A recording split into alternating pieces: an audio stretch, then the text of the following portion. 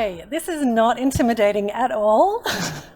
I just wanted to thank Nikki for that incredible introduction. I got tears in my eyes and I was like, I'm 20 years older than you and you still feel like an imposter. So unfortunately it never goes away. We just get more practiced at pretending that it's not there.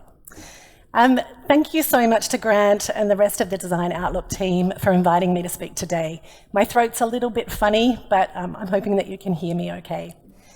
I've got a little note here saying my name is, because sometimes I forget to introduce myself. My name is Leah Heiss, and I am the Eva and Mark Beeson International Research Chair in Design at Monash University. I'm really thrilled to be here today to talk about an idea that's very close to my heart, how being a humanity-centred designer can help us to build impact, to scale our intentions, and to lead in complexity. Before I go on, I'd like to acknowledge the Wurundjeri people of the Kulin Nations, on whose land we are gathered today. I pay my respects to their elders past, present and emerging.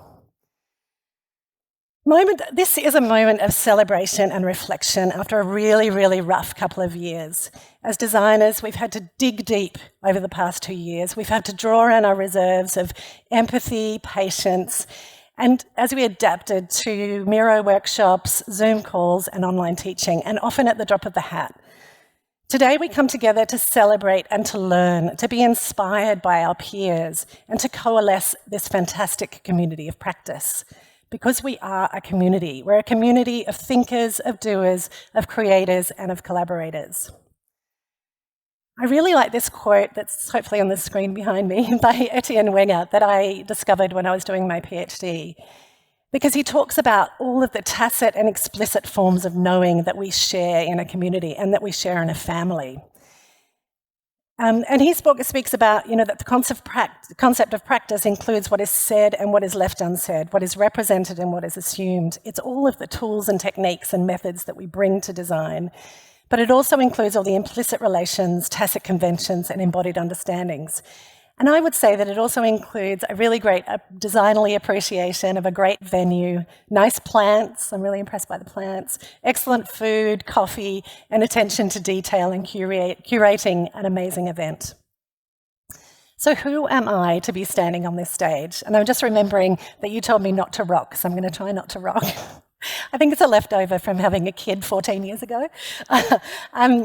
This is a really quick snapshot of the kind of work that I do. I design wearable health technologies. I speculate on the future of healthcare and the future of sensing devices. I do a lot of co-design workshops, facilitating them across industries. I do participatory research in industries like aged care. I have a very active exhibition practice and I've shown my work, luckily, to around 700,000 people around the world. And I do a bit of this stuff, public speaking on the role of design and collaboration in improving the lived experience of health technologies, systems and services. Though for the last 2 years, I've done that from my bedroom in my Ugg boots. So I'm quite rusty. I'm located in the Design Health Co-Lab at MARDA, the Faculty of Art, Design and Architecture at Monash. In the Design Health Co-Lab, we design for health and well-being using a humanity-centred design approach to improve the lived experience of health technologies and services. A couple of our projects, the Monash Vision Group Bionic Eye in the top left, the Facet hearing aid that I designed for Blamey Saunders, and a lot of this stuff is on display in the Careers Fest, so have a look at lunchtime. The Palm Asthma Nebulizer on the top right, the melanopic eye in the lower left, then that's a light sensor to guide people towards healthy light exposures. And the lower one is the MicroX in-ambulance CT scanner, which is based on a new carbon nanotube technology. And the work that I lead in the lab is around co-designing new models of care across the healthcare sector and in building capability in wearable health technologies and nearables. So wearables and nearables are a sort of really emerging area. My practice is focused on developing wearable health technologies, services and experiences that aim to improve or save life. So that's a very lofty goal, but it's my guiding star. I practice humanity-centred design, and for me, what that's about is how do I scaffold the biggest challenges that we're facing as citizens with my design capabilities? This is what I bring with, and how can I apply it? I work across all scales, from the nanoscale, through to statewide models of care for mental health and international design guidelines for multilaterals. My process is very, very collaborative. So I work with experts from weaving to nanotechnology to engineering to manufacturing. I'm a crazy collaborator. And I build, and I help to build with my colleagues in the CoLab, adaptive design teams to address complex healthcare challenges. So how did I get here? I should have paused, but I didn't. But I will later. I promise I'll pause. How did I get here? And I thought the short version is sort of via Disneyland, because this picture of me and my dad and my brothers. I just want to tell you a quick story to give you some background. When I was a child, we lived for a little while with my grandfather, Heiss, in Seattle, Washington. And Heiss was from the mountains of Austria. He was a shoemaker, but he was a very special kind of shoemaker. He was an orthopedic shoeman. The smell of leather, chemicals, and Pall Mall cigarettes used to kind of filter up through the floorboards of the house. And I could hear the sound of the sewing machine punching through leather from upstairs. So Heiss made shoes for people who had club feet, for people who had one leg shorter than the other, and for people who'd survived polio as children. His workshop was crowded with these plaster casts of really strange and deformed feet, which was such a fascinating sight as a child. And he once made a pair of shoes for a woman who could never dance due to her disability. They look like ordinary Mary Janes, and I don't know if anyone knows what a Mary Jane is, but it's like a dancing shoe with a strap, and the lady in blue is nodding. You know what a Mary Jane is. And they look like ordinary Mary Janes, but they concealed all these complex orthopedic supports. And these shoes helped the woman to forget about her disability for a time, to be ordinary, whatever ordinary might be, and to dance. And these experiences with my grandfather helped me to understand what it might mean to humanize the world through our designs. In part, this is about enabling the recipients of our work to shift categories. For the woman with the Mary Janes to forget about her disability and just to dance. For the people in aged care to put on a nice necklace and not have to worry about the cardiac monitoring aspect of it. Or for people who use hearing aids not to feel stigmatized and embarrassed. Central to this way of designing is practicing empathy throughout the design process. And I like this quote, I'm not going to read it, but by Evan Thompson, and he writes about empathy as a unique intentional act that underlies all of the feelings and emotions that we have for another person, and I feel a lot of that in the room today. In order to do this kind of empathizing, we need to slow down enough to really, really listen to what people are saying. And this isn't just empathizing as like stage 1 of the 5-step IDEO process, empathize from 10 to 10:45 and then do whatever the hell you want. I have some issues with that might come across. But rather it's about empathizing with the lived experience of real people throughout the design process. And this is very difficult because ideally we want to empathize from ideation, prototyping, testing, all the way through to implementation and evaluation. And we know this can be a tricky thing to do with authenticity and kindness. As designers, we need to understand the hopes and the fears and the dreams of the people that we're designing for, to learn about the way they live in the world, and also to manage the expectations of the design process. One of the problems, I have a few problems with HCD, but that's okay. One of the problems that I have with traditional HCD is this idea that engagements with our citizens are very extractive. I'm here to study you so that I can learn about you, things about my project. So it's this very much one-directional thing. But as Alan Newell says, users are firstly people, and the designer should develop an empathetic relationship with them rather than treat them as subjects for a usability experiment. I think that's quite pointed. So rather than extractive engagements, we like to consider all of our participatory work, that's interviews, co-design engagements, as placemaking events. The primary goal is to create trust. If you've got trust, then people will share their stories with you. And this quote by Sarah Pink talks about that the interview or the co-design engagement isn't exclusively a listening thing, but it involves the materiality of the environment and of artifacts. And that comes back to the good coffee, the good food, the nice plants. In this framing, everything matters. The time, the participants, the temperature, the props, the quality of the biscuits are very important. All have an impact on creating trust. So this framing, and this will come up again and again in the work that I'm talking about, brings attention back to the sensory experience of the engagement. And we ask this question: what are the artifacts of engagement that will enable bonds to form between participants, that will enable them to open up and share their stories? Through the design of healthcare technologies, we use prototypes, craft materials, and co-design tools, and we're all very familiar with that toolkit. And here you'll see a book of bird portraits that really helped this group of hearing aid users to have a very nuanced conversation about the colour grey. We spent a lot of time talking about grey, and grey was very difficult to talk about because it's such a kind of, wishy-washy kind of colour. But this book of bird portraits, we understood that this bird had about, I'm not going to say 50, because that would be embarrassing, about 70 shades of grey in its feathers. That was an off-the-fly quote joke, and it was really bad, and I apologise. It'll make no sense to the Gen Ys. So now that we've had a 101 in empathy as an intentional act, and why none of us should smoke Pall Mall cigarettes, let's return to the goal of our keynote, to understand how we can build impact, scale our intentions, and lead in complexity. And what my hope is through this conversation and the conversations today, that we collectively understand the threads of design outlook in a much more personal and nuanced way.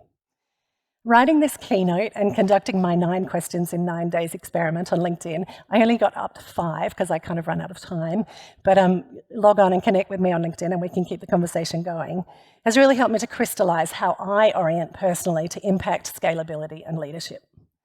Before I start, I want to tell one quick story that foregrounds my orientation towards impact, scalability and leadership. And if you've done any leadership coaching, in leadership coaching lingo, I think you'd call this my 2-minute crucible story. So you might have picked up already that central to all of the work that I've done for the last decade and a half, I've been really focused on humanising healthcare and technology and engineering. The question is, why do we need to humanise healthcare?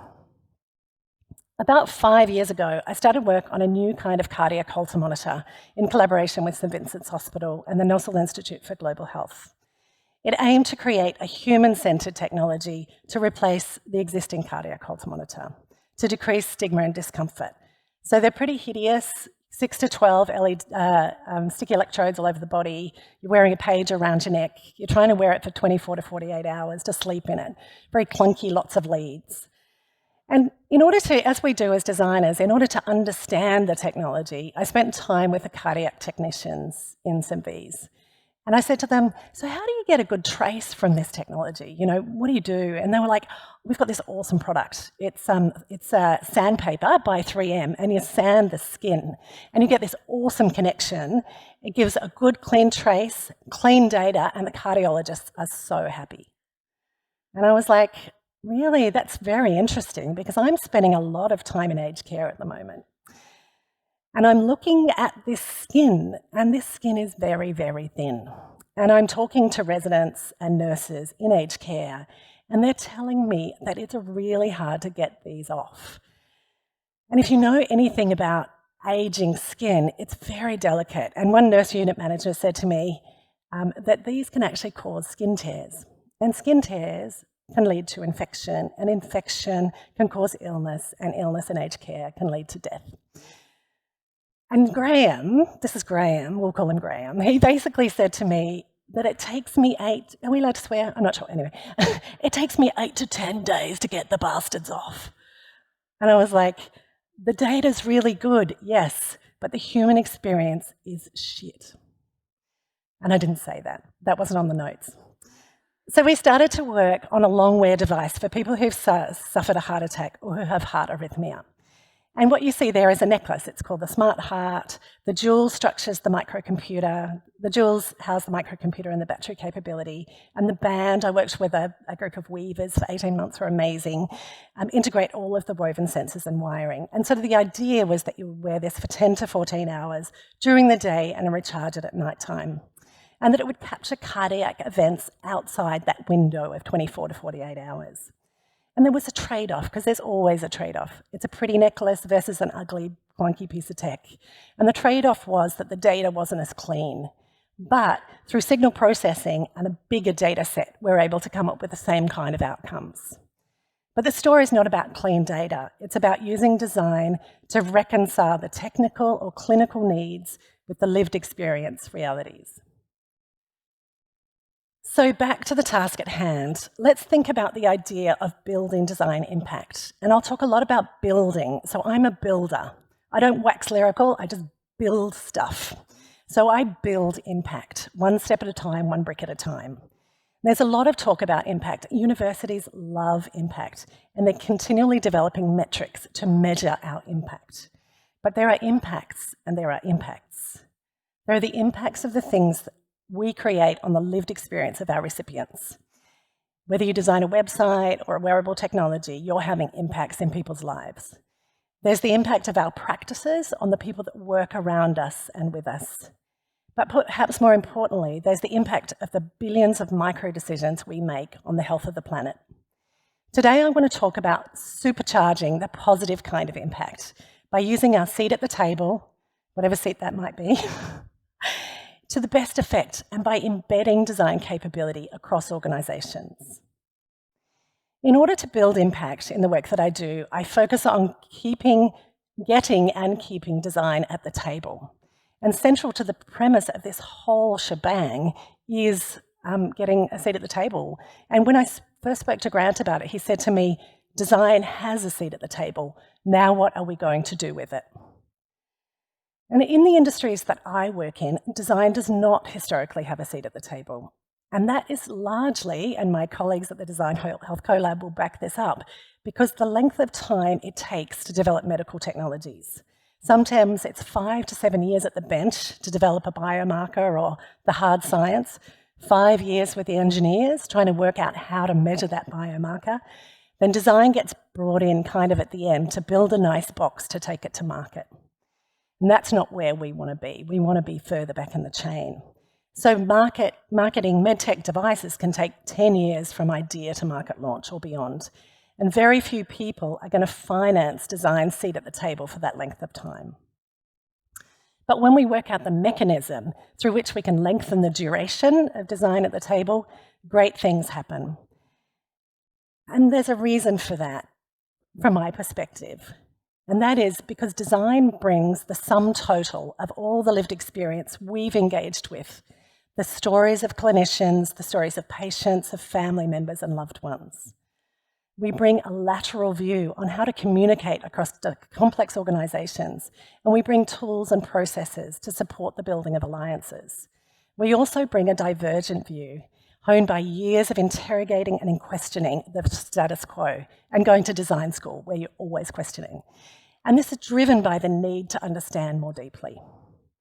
We bring communication capabilities. The methods that we take for granted, sketching and diagramming, can be revolutionary for our partners. There's one really tangible way that we can embed or we can scale our design influence and have a seat at the table to be longer, and that's around embedding design capability in organisations. And this goes beyond the usual 16 weeks to 42 weeks, whatever it might be, project engagement, and looks at longer-term culture change. Throughout my career, I've been embedded for 5 years in scientific and medical organisations. I was embedded in nanotechnology Victoria for 18 months. I was embedded in ONJ Cancer Centre for a year, for 18 months in the Centre for Materials Innovation and Future Fashion with engineers and weavers, for a year in Blamey Saunders hearing aid people, and for the last 2 years I was supposed to be embedded in Cyro, but I never got past the car park because of their COVID restrictions. In the coming weeks, I'm starting a really exciting new embedded residency with the Australian Nanofabrication Facility. The ANFF brings together 16 universities across Australia and Cyro. And in my residency, I'm going to look at how we can scale design uplift across the across the organisation. And they have about 3,000 clients. The grand ambition is to ensure that the hundreds or even thousands of users of that facility, of those facilities that are across Australia, might encounter designally thinking on their journey. I'm hoping that this exposure will help clients to orient a little more towards the lived experience of the technologies that they're developing. And the key point here is this is about going upstream to where the decisions are being made. And this is the nano and the micro scale. So this is a facility. It's pretty awesome. They've got this crazy machinery. It's where they have the proofs of our notes. It's where they print the first $50 note. Number 1111, like the first thing. They have all of that incredible micro nano stereolithography machinery. So we're trying to have an impact on design thinking at the source where technologies are being made. And we're seeking to have an impact on the human and the planetary impacts of technologies at their source. And in my experience, and I'm speaking from a personal perspective, when we have design embedded in organisations, different questions are asked. And I just want to tell a very quick story to illustrate that. In 2007 to 2008, I was embedded in Nanotechnology Victoria. I was looking at the way that we could use their extraordinary technologies in human-centred design outcomes. At the time, NanoVic were working with about 40 nanotechnologies, and these ranged from gold nanoparticles through to biosensors for our farmers. But I fell in love with this technology. It was called the NanoMap. It's about 10 millimetres across, 2 millimetres thick, and had between 1 and 10,000 microneedles on its surface. The NanoMap enabled pain-free delivery of insulin through the skin to the bloodstream, replacing syringes. And this was in 2007, so it was like really cutting edge. It was a very cutting-edge technology with a capacity to change lives. But in order to apply the NanoMap to the skin, NanoVic needed to develop a drug delivery device. And so they worked with a really talented group of engineers. I love engineers, I work with them all the time. And the engineers developed a very effective applicator, and it was about this big, and it was bright blue, and it had a big red button, and it came in a big metal suitcase. Yeah, I think you get the punchline here. And I remember saying, but it worked really well, 10,000 hits, perfect. And I remember saying to the nanotechnologist, we were quite good friends by then, if I was an embarrassed 13-year-old that needed to go to the bathroom to inject insulin, am I going to trade my discreet syringe that fits in my pocket for a giant rocket launcher in a big metal suitcase? And they said, oh, I hadn't thought about it like that. And that started this fantastic dialogue about whether we could design a piece of contemporary jewellery that was also a drug delivery device that would pass unnoticed in the world, but improve the life of its wearer. And so this is what we designed, and this is the diabetes necklace, is the drug delivery device that applies to the patch to the skin. And the ring you saw kept it in place. This was really very much, and this is where I started to play with the idea that we could give the power of disclosure back to the user to decide whether or not to tell people what this is. So it just looks like a piece of jewellery. It's kind of cool, a bit weird, it's got some spring-loaded mechanisms in it. But you are the only person that needs to know that this is a drug delivery device. Everyone else in the world thinks it's just a piece of jewellery. By asking this question, does it have to look so clunky? We started a dialogue and built new understandings. And by the end of my residency, there were lots of intangible assets from this embedded experience.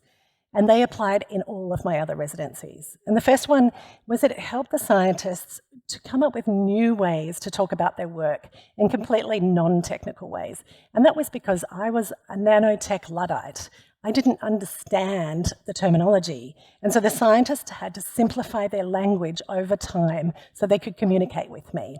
And that plain speaking really trained them to communicate their value to the outside world. Collaboratively, we were able to develop projects that communicated the value of their technologies to broader audiences. And we developed jewellery to administer insulin. We also developed vessels to remove arsenic from drinking water. And these were things that people could relate to. Prior to my arrival, the nanotechnologists had resorted to scaling up nano in order to help people understand it. And so they developed this very finely crafted, 1 to 200 billion model of a syringe. It was about this big, giant syringe, giant patch. And it was actually horrifying because if anyone had a needle phobia, you're confronted with this giant syringe. So it gave them different capacities and ways of communicating. I'm going to do my little dance so that I can actually talk through this. So now I'd like to spend a little time thinking about how we can scale design across organisations, across systems, across states, and across countries. What I'm really passionate about here is building systems that we can scale. I actually scale everything. I really like to systematize things. So if I can systematize the making of lunches, then I will do that. Systematize the email, systematize everything, because it starts to take some of the cognitive load off. So I think actually about scaling as how do we develop systems. And I'm interested in this, how through exposing more people to our ways of thinking, we can start to shift cultures. And I just thought I'd say that before you think I'm a crazed megalomaniac, my ambition here is to foreground the importance of lived experience and planetary health as central to health technology systems and services. And I'm so excited that my old friend Mothen, he's not old, we've just been friends for a long time, is speaking about scaling design in the Victorian Public Service, because he's got an incredible case study on that. But what I can speak about is the idea of prototyping ideas in complex scenarios. And given a prototyping mindset and commitment to iteration, we can build and scale systems over time that can strengthen our design leadership and maximise our impacts. As a designer, I prototype madly. I prototype all the time. I spend a lot of time prototyping. I prototype everything. This talk is a prototype. I arrived last night with about 10,000 words worth of notes. And they told me, you're not going to be able to have those notes. You better go and make another prototype. And so this is it here. This talk is a prototype. My parenting is a prototype. My job is a prototype. Reframing decisions as prototypes means that I can learn from, I can keep things in motion, and I kind of reframe failure. So it enables me to think about things in not such a heavy way, I suppose. And I start to think about things as an ongoing cycle of creative growth. Our prototypes help to build trust with collaborators and keep projects in motion.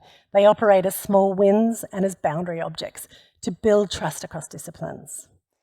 Reframing prototypes as active players in the design process recognises their power to shift alignments, to create common ground, and to propel or hinder design. And in participatory contexts, people respond to prototypes physically and emotionally. They operate as nudges, and you'll notice that in your work, I'm sure. Someone picks something up and they say, this reminds me of when I first lost my hearing as a 12-year-old, and they start to tell a story. In the last few weeks, we've been interviewing leaders from across our health system to understand what the challenges are from their perspective.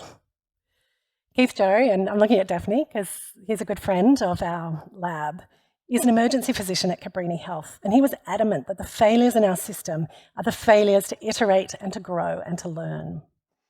He spoke specifically to the reality that in Australia we throw a lot of money at the health system. 1 in 10 Australian dollars goes to health, but 30% of this is lost on ineffective health interventions, administrative inefficiencies, and inefficient pricing. Keith's point was that we fund things once, and if they don't work perfectly, we throw them out and start again. We have a failure to iterate and a failure to learn from our prototypes. So I've been interested in investigating the idea of prototyping health experience for about the last 5 years. In 2018, I developed the Tactile Tools, a co-design method that enables interdisciplinary teams to map complex healthcare journeys, to prototype and re-prototype healthcare experiences in the safety of the workshop before putting them in the world. It enables participants to address systemic issues while empathising with the lived experience of consumers. The toolkit composes acrylic tiles and personas that are co-created with clinical experts and lived experience advocates. The tiles represent components of the healthcare journey, goals that we co-evolve, journeys, roadblocks, workarounds, stakeholders, moments of empathy. I first evolved the Tactile Tools while I was embedded in ONJ Cancer Centre, and I was wondering if someone was here from that team. And they basically had a new vision statement, and the vision said, "We will deliver care with love, kindness and understanding." And the oncologists said, "We're fine with understanding, with kindness and understanding, or kindness and compassion, but we can't do love." Love was too difficult, and they felt too exposed and too vulnerable, particularly if they had to deliver bad news with love. And so I developed this methodology to help operationalise the vision statement, to embed it in daily practices. And here you can see a patient, her oncologist, and a nurse unit manager mapping her journey of care. The patient was able to express to the oncologist through and mediated by the tiles, that he delivered care with love, kindness and compassion. And he might have thought of it as something else, clinical friendliness, who knows really. But she received that care with love. And by the end of the 90 minutes, the oncologists were totally on board. They said, we want love on our lanyards and we want passion too. And now we've used the method with about 400 people across the health industry and enabled interdisciplinary teams to collaboratively and iteratively address complex challenges, including voluntary assisted dying, acquired brain injury, low birth weight, end-of-life experience, and eating disorders. And a lot of that work was done with Marius Foley from the Master of Design Futures down here. In the context of voluntary assisted dying, clinicians and lived experience advocates were able to iteratively prototype the roadblocks to administering dying medication, like really heavy territory. This work informed the development of the assisted dying guidelines for health providers. And what we found through all this work that we've been doing, the idea of scaling and building over time, is that recontextualizing complex challenges as iterative prototypes that are embodied and playful enable participants to loosen up and be able to think more creatively. The affordance of sliding had this really interesting impact on political structures. Sliding the tile of your boss is much less impactful than picking up their post-it note and putting it somewhere else or scribbling over what they've said. So it started to kind of flatten those hierarchies. And given COVID in 2020, we were really challenged to move the tactility of our method online. It challenged us to develop new processes of iterating, honing and testing. And our first client in this online space was Alfred Health. We needed to co-design a new model of care for residential treatment of eating disorders. The digital co-design toolkit provided an engaging way to understand the hopes and needs of people with eating disorders. And we did a lot of testing about, what's fun still? What on earth is fun in Miro? At the time, there wasn't much fun about Miro. Now we've used the toolkit in many contexts, including the detection and treatment of depression in ageing in place. And the method's helping us to bring together large groups of care workers and lived experience advocates from across the country to collectively think about how care should and could be delivered and received. And this is where seeking the silver lining in things that are really hard. So it was really hard to go online, and then we started to build capacity, build capability. And that there was an affordance in the online, and the affordance of the online is that you can get people from anywhere. And so the affordance of the digital toolkit is that we can bring together lived experience from across the world. And a month ago, we ran a workshop with the WHO that brought together participants from 8 countries to consider what the lived experience of using WHO guidelines was. And the most recent digital toolkit that we've been prototyping is around, it's called spatial translations. And we basically co-design a model of care for whether it's cancer care or neuropsychiatry. And then we bring everyone back again and co-design how the spaces, how the architectures might feel for patients to enable healing and recovery. And then the outputs of those workshops become the inputs to the functional brief for architects. And this ensures that lived experience has a seat at the table all the way through design processes. And what was really interesting, a few of my colleagues in the room helped us to facilitate this, is that the architects on the project, they're building a brand new facility for residential treatment of eating disorders. She'd done 52 mental health facilities, and not one of them had a model of care, let alone a model of care that was co-designed with lived experience, let alone an experience specification that told her what people actually want. So architects are doing a wonderful job, but they're also going without all of this incredible input. Now, this work is very useful for us. It enables us to prototype and refine our approaches. It's valuable for our partners. It provides lived experience inputs. But most importantly, this work leaves traces. It enables capability uplift and encourages our partners to make decisions in different ways, to be more flexible in their problem solving and more collaborative. The tools and methods we bring to challenges change the work culture. I'm not sure if Jeremy's in the room, but Jeremy commented on my LinkedIn post on this topic that capability uplift is the not-so-secret sauce that helps the outputs of projects live on after we've left the building. Over the last few weeks and months, I've been thinking a lot about the interplay between design leadership, scaling design, and design impact. And I've come to believe that unless we can get our heads around complexity and how we lead in complexity, we can't have an impact at scale, and we can't scale our ideas beyond our discipline and our disciplinary neighbours. And when I think of our disciplinary neighbours, it's our artists, our social scientists, etc. But if we want to have an impact on climate, etc., we need to start to think about how we can work across all sectors. And I cringe at traditional models of leadership, ideas that were penned in Ivy League institutions before the internet, like that freaks me out, founded on amassing power and influence. Yet the work that I'm personally compelled to do requires that I step up and use my skills to improve the lived experience of healthcare technologies, systems and services. And this is very much a values-led compulsion. I'm driven by my values of equity, empathy and fairness, and also because I can see that the health systems are not working for people and they're not working for the planet. Now, we're all quite familiar with the concept that complexity increases as we move from the scale of idea through to product, through to service, and through to system. Yet in the emerging spaces of health and care and technology, like robotics and automation, digital twins and datafication, home monitoring via smart devices, this isn't always the case. The technology or the product is just as complex as the system. And that's what I mentioned before, is that working in biosensors, which is a lot of work that I do, can take 5 years of biomarker discovery, 5 years of electronics. So it's a really long game. So how can design have an impact in such complex systems?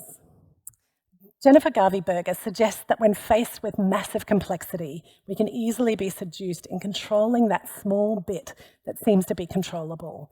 And that's making the spreadsheet look prettier rather than doing the work. So I'm sure that everyone's done that at some point.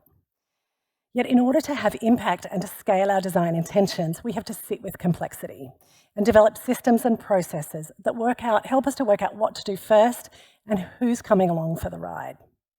Or as Desmond Tutu once famously put it, there is only one way to eat an elephant, one bite at a time. As an example of leading work in complexity, at MARTA, we've committed ourselves to addressing one of the knottiest problems we could find to improve the healthcare system in Australia. I'm not sure if you've heard, but the health system is under significant stress. This is in part due to the ageing population, increasing rates of chronic disease and workforce shortages. And all of this was already there, but it's been exacerbated by the pandemic. And what amplifies this is the complexity of healthcare. In our conversations with clinicians, they're telling us that new medical technologies, specialisations and pharmaceuticals are just making care all the more amazing, but so complex.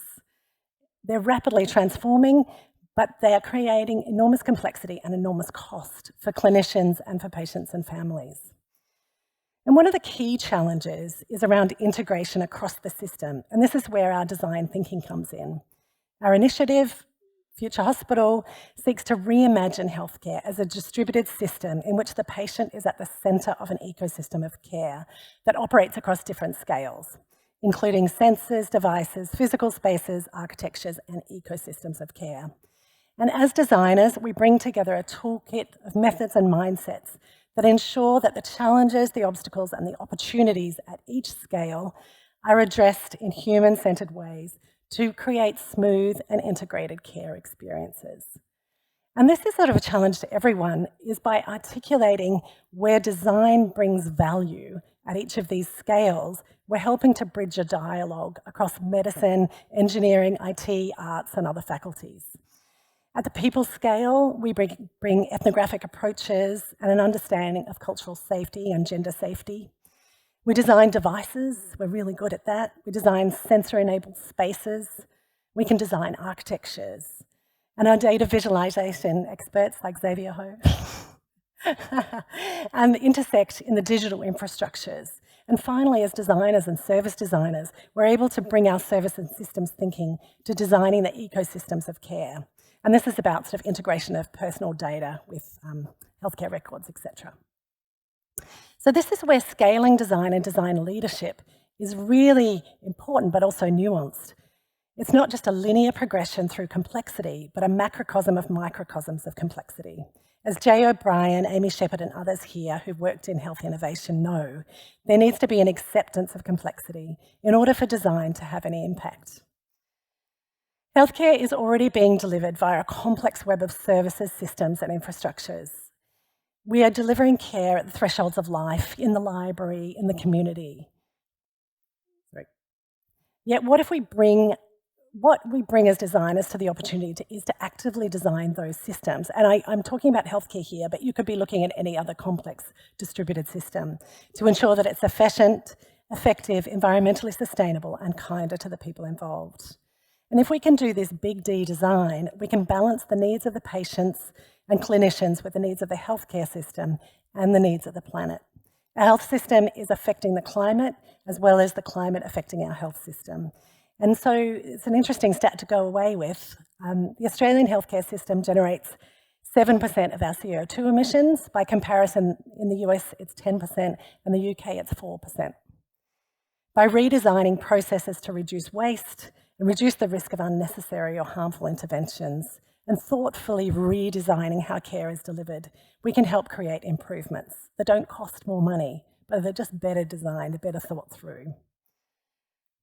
So this is a really complex challenge. The temptation is to focus on the bit that we can get our heads around, to avoid looking at complexity head on. Why? Because it's too hard. When we were discussing the concept with some industry partners at Philips, they said to us, how do you do ethnography in a war zone about emergency? This is basically what it's like. The answer is to go back to Desmond Tutu's elephant. You address complexity one bit at a time and get a bunch of friends to help. Last week, we ran a big boot camp to launch this initiative across 10 faculties.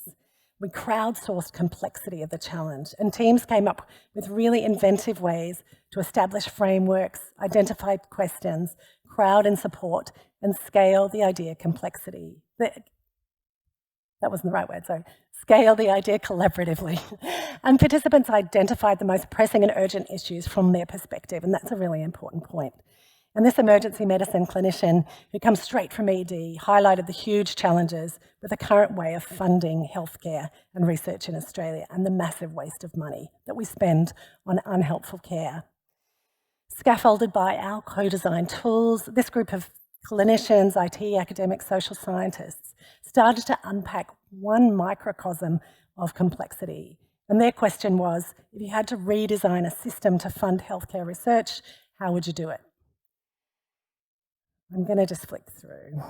So all of this work is seeking to look head-on at the complexity of systems, to try and identify the microcosms and the macrocosm, and to iteratively prototype approaches to each of these areas. And so I've been talking for quite a long time about the idea of small wins, designing very small experiments that test our implicit assumptions and provide data, but that also provide opportunities to build alliances across disciplines. The key factor is, despite the complexity we're facing, we need to keep moving rather than being drawn into Garvey Berger's mind trap of being distracted by the things we can control because we feel out of control. Because if we don't turn our attention to the complexity of broken healthcare, social inequality and climate change, then these things are never going to change. I was watching Doctor Who on the weekend with my kids, and the Doctor and her crew were on this dead planet, and it transpired that this was one possible future for Earth. And the Doctor's statement really struck me. She said, Earth was arguing over the washing up while the house burnt down. This is very much about focusing on what we can control when faced with challenges of huge complexity. Are we aiming for a target of 43 or 42%? Should ambulance ramping be 1 or 2 hours? Focusing too much on only what is measurable is a great way to avoid the complexity of the big leadership challenges that we face as citizens. But fear not, I will not leave you out there in the unhinged universe with Doctor Who, for there is a way to draw on what we do best as designers and to craft a new kind of design leadership that will enable us to address these complex challenges and not get distracted by only what is measurable. As my friend and colleague Lisa Grocott says, design brings the capability to seed transformative change, the integrative capacity to work across disciplines and to visualise possible futures. Designers bring tools and methods to co-evolve solutions to complex challenges, and we engage lived experience. We help design new languages across disciplines, and our approaches assist in breaking down complex problems and collaboratively developing solutions. As designers, we prototype at all scales, from technologies to services to systems. This is our superpower and can help us to prototype the future we need.